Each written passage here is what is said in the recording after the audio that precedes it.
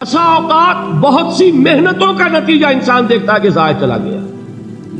میں نے 10 سال محنت کی، حاصل کوئی نہیں نکلا. یہ ثمرات کیا ہیں؟ محنتوں کے ثمرات کا ضیاع.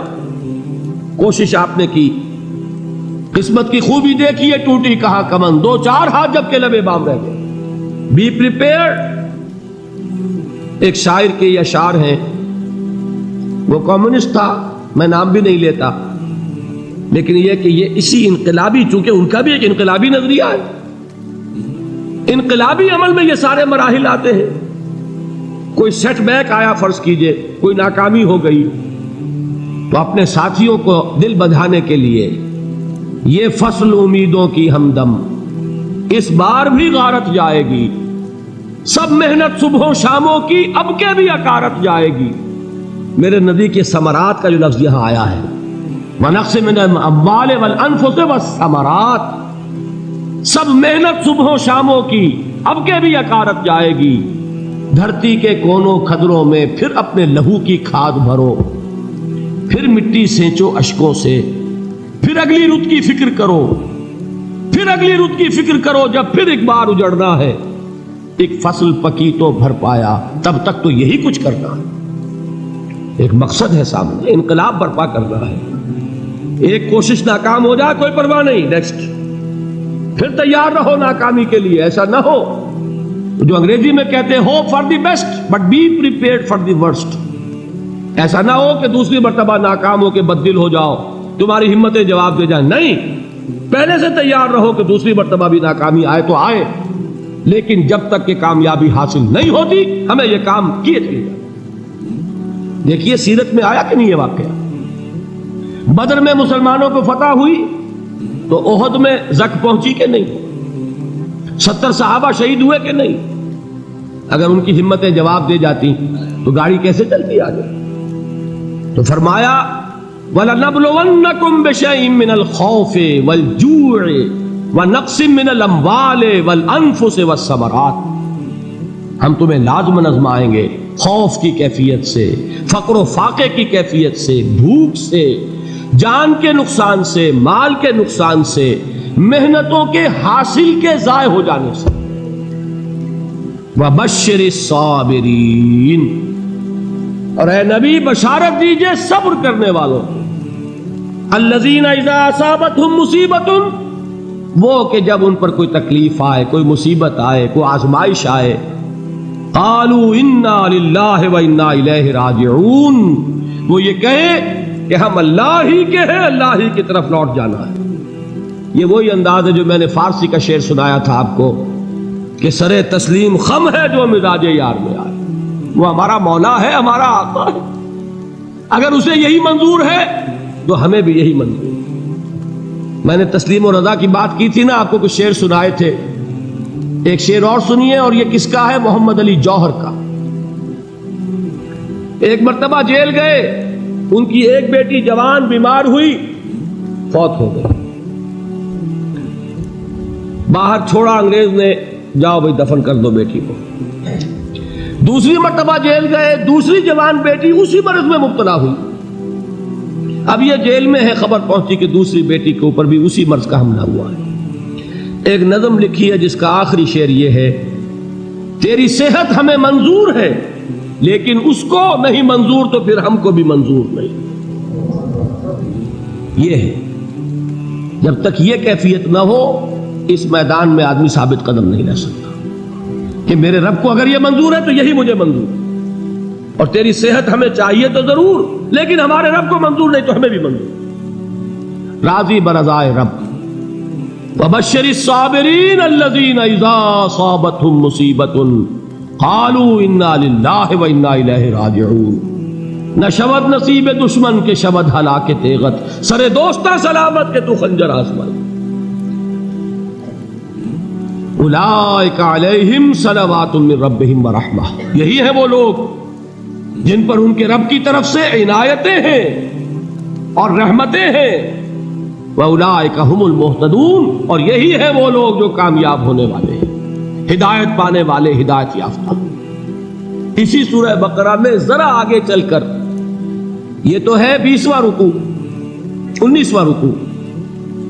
21ویں رکوع کی پہلی آیت ہے لیس البر ان تولوا وجوہکم قبل المشرق والمغرب ولكن البر من آمن بالله واليوم الآخر والملائكة والكتاب والنبيين وآتى المال على حبه ذوي القربى واليتامى والمساكين وابن السبيل والسائلين وفي الرقاب وأقام الصلاة وآتى الزكاة والموفون بعهدهم إذا عاهدوا والصابرين في البأساء والضراء وحين البأس. اب یہ آیت جو ہے سورۃ العصر میں جو مضامین آئے تھے سارے اس میں موجود ہیں. وہاں ایمان کا لفظ آیا، یہاں 5 ایمانیات کی تفصیل آ گئی، اعمال کی تفصیل آئی، اور آخری بات وہاں کیا ہے وَتَوَاصَوْا بِالصَّبْرِ، اور یہاں کیا ہے وَالصَّابِرِينَ فِي الْبَأْسَاءِ وَالضَّرَّاءِ وَحِينَ الْبَأْسِ، اور صبر کرنے والے. اصل نیکی ان کی ہے جو صبر کریں. کس میں؟ جنگ کے وقت. ذرائے باسائے، باسا کہتے ہیں فقر اور فاقہ. واحد آئے گا باس تو اس کے معنی جنگ، اور باسا جمع میں آئے گا تو فاقہ فقر بھوک. اور ذرائے جسمانی تکلیف، ضرر جسمانی تکلیفوں میں صبر کرنے والے، فقر اور فاقے میں صبر کرنے والے، اور جنگ کے وقت صبر کرنے والے. اولئک الذین صدقوا واولئک هم المتقون.